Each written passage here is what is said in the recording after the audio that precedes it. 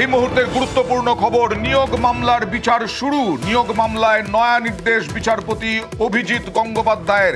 বিষয়টি একটু বিস্তারিত জানবো, পরিষ্কার করে জানবো প্রতিনিধি অর্ণবের কাছ থেকে। অর্ণব, দেখো, প্রাথমিক নিয়োগ দুর্নীতি মামলায় সিবিআই যে মামলা করছে সেই মামলায় 18ই মে 2023 গত বছরের মে মাসে চার্জশিট দিয়েছে এবং সেই চার্জশিটে তিনজনের যে নাম রয়েছে, কুন্তল ঘোষ, তাপস মণ্ডল এবং নীলাদ্রি ঘোষ, এবং তাদের বিরুদ্ধে চার্জ ফ্রেম অর্থাৎ চার্জশিট এজেন্সি দেওয়ার পর চার্জ ফ্রেমের মধ্য দিয়ে যে বিচারের প্রক্রিয়া শুরু হয়, ট্রায়াল স্টার্ট হয়, সেই চার্জ গঠনে কেন দেরি হচ্ছে এটা বিচারপতি জানতে চান সিবিআই এর কাছে। সিবিআই এর তরফে উত্তর দেওয়া হয় যে 3 অভিযুক্ত যাদের নামে চার্জশিট দেওয়া হয়েছে তারা বিভিন্ন সময় নানা আবেদন করে বিচার প্রক্রিয়াকে প্রলম্বিত করছেন, দীর্ঘায়িত করছেন।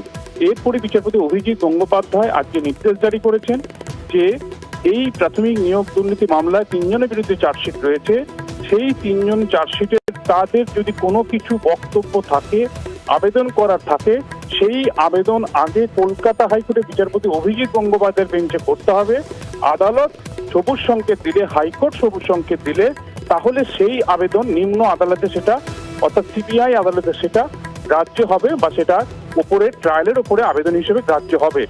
অহেতুক সময় নষ্ট করার জন্য বারবার এই ধরনের ছল চাতুরির আশ্রয় নিয়ে পুরো বিচার প্রক্রিয়াটাকে বিলম্বিত করতে চাইছে, এমনটাই বিচারপতি অভিজিৎ গঙ্গোপাধ্যায়ের অভিমত। তাই তিনি নির্দেশ জারি করেছেন, নিম্ন আদালতে এই নির্দেশের কপি পৌঁছে দিতে বলেছেন এবং 11ই জানুয়ারি এই মামলা ফের শুনানির জন্য আসবে এবং সেখানে এই নির্দেশ অর্থাৎ হাইকোর্টে আগে আবেদন করতে হবে। 3 অভিযুক্ত যারা চার্জশিটে, তারা সেই আবেদন যদি হাইকোর্ট মঞ্জুর করে সেই আবেদন নিম্ন আদালত ট্রায়ালের ক্ষেত্রে সেটা আবেদন আকারে নেবে।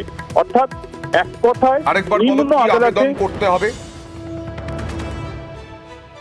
আরো যদি ঘোষণা করা হয়, আরেকবার বলো, কোন কি আবেদন করতে হবে অভিযুক্তদের? দেখো, নিম্ন আদালতের ক্ষেত্রে সিবিআই বিশেষ আদালতে চার্জশিট দিয়েছে সিবিআই, এক ক্ষেত্রে বিচার শুরুর জন্য চার্জ ফ্রেম করতে হয়। অর্থাৎ চার্জশিট এজেন্সি এক্ষেত্রে তদন্তকারী সংস্থা দিল, চার্জশিটটাই চার্জ ফ্রেম কি হবে তার জন্য উভয় পক্ষে শুনানি হয়। সেই চার্জ ফ্রেম হওয়ার আগে অভিযুক্তরা বারবার আবেদন করছে এবং চার্জ ফ্রেমের প্রক্রিয়াটাকে পিছিয়ে দিচ্ছে।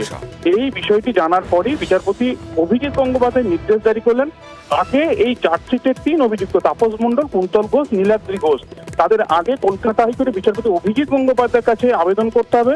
সেই আবেদন যদি বিচারপতি গঙ্গোপাধ্যায় সবুজ সংকেত দেন তবেই সেটা সিবিআই বিশেষ আদালত গ্রহণ করবে, নচেত চার্জ ফ্রেমের দিকে নিম্ন আদালত এগিয়ে যাবে।